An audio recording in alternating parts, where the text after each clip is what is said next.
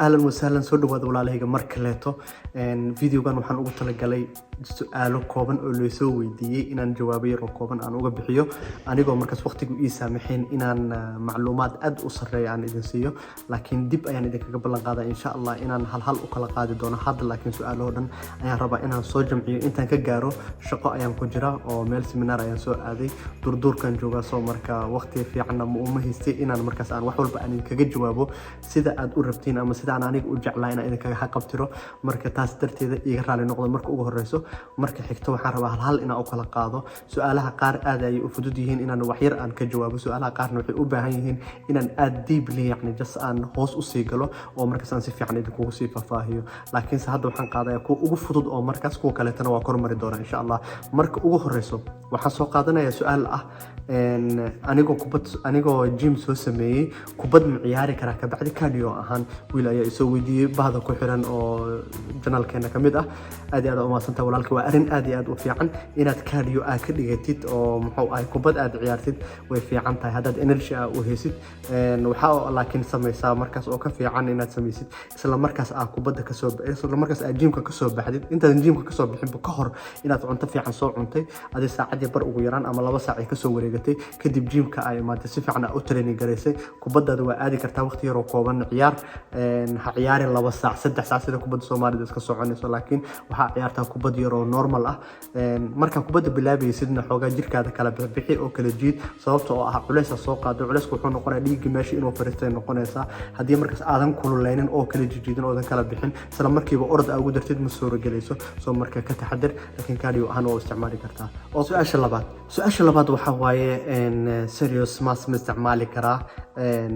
mass gainer ka aada horta dadka ay ugu daateen ay maanta dhan isticmaali karaa miisaankeyga ma ku qaadi karaa waa kor maraya wax yar proteinka waxa uu yahay marka horeeto inuu wax gal leeyahay in kaleeto protein fiican inuu yahay in kaleeto deeply ama yacni si hoose waxaan u sii geli doonaa barnaamij gaar ah inaan ka sameeyo laakiin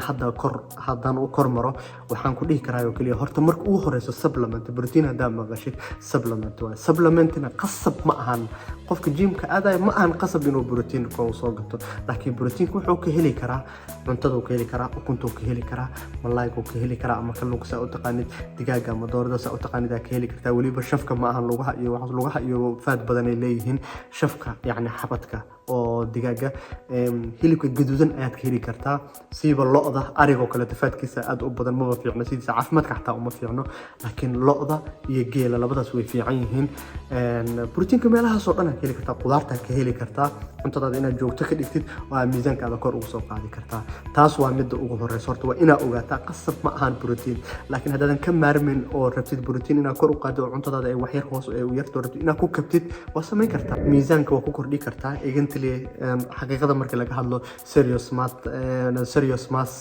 waa ku kordhin kartaa aad iyo aad u fiican yahay konton inuu ahaa u maleynaa proteinkiisa meelahaas inuu ku dhawaayo 40 iyo xoogaa haduusan ahaynba oo soo marka protein sarreeyo leeyahay faadkiisana ma badna 4 meelahaas inuu ahaa rajeynaya si fiican inuu sii gudo galo waayo sababtoo ah aniga ma isticmaalin laakiin se waxa laga fiiriyaa qaab loo fiiriyo leeyahay proteinkiisa everything inuu isku dheelitiran yihiin faadkiisa meeqa ku jirto qaadadii meeqa ku jirto 100 gram meeqa ku jirto waa soo saari kartaa markii meesha ka akhrinaysid sidoo kaleeto iyo inaad yacni baxth fiican ama macluumaad fiican aad ka raadisid barnaamijkaas aad ka diyaarisid marka taas dib ayaan idinkugu sameyn doonaa insha Allah waan isticmaali kartaa 2 mar inaad isticmaashidaana fiican sida caadiga horta maalintii oo dhan waa isticmaali kartaa xilliga rabtid hadiiba maalintii oo dhan uu jirkaada oo galayo muhiim aan waqti gooni ina u qabatid laakiin haddaba sidee fiican aad itiraadid subaxdii markaad soo kacdid jirkaada wuxuu u baahan yahay carbs oo wuxuu u baahan yahay iyo protein u baahan yahay hadii proteinka ukun aad uga dhiga kartid oo markaas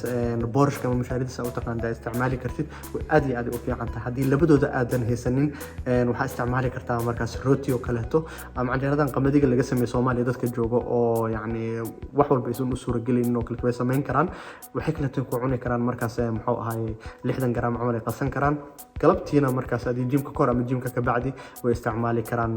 proteinka way qasan karaan laakiin qasab ma isla markaa gymka ka soo baxay inaa hore ka cabtid oo kale ma ahan taasi waa inaa ogaatiin iyo sanad bacdi idinka noqonin okay taas halkaas aan uga gudbaa maxaa igula talinaysaa hadii ay tahay inaan miisaankeyga aan hoos u dhigo waxaan kugula talin lahaa whey protein sababtoo ah 1 wax la jiro waa ama 1% waa faadkiisa laakiin kan waa 4% mar walba waxaan iska ilaaliyaa faadka jirkaada galaya la iska ilaaliyaa midda labaad labaadna waxaan rabaa miisaankaada markaad dhimisid enerjiga jirkaada gelayo inuu baxo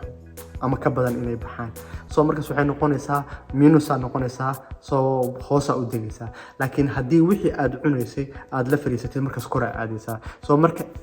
waxa u dhaxeeya differencega haddaad rabtid inaad miisaankaada hoos u dhigtid borotiinkaada kor u qaad kalorigaada jirkaada gelayo waa inuu ka kor maro markaas muxuu ahay kaloriga baxayo ama enerjiga jirkaada gelayo inuu ka bato waa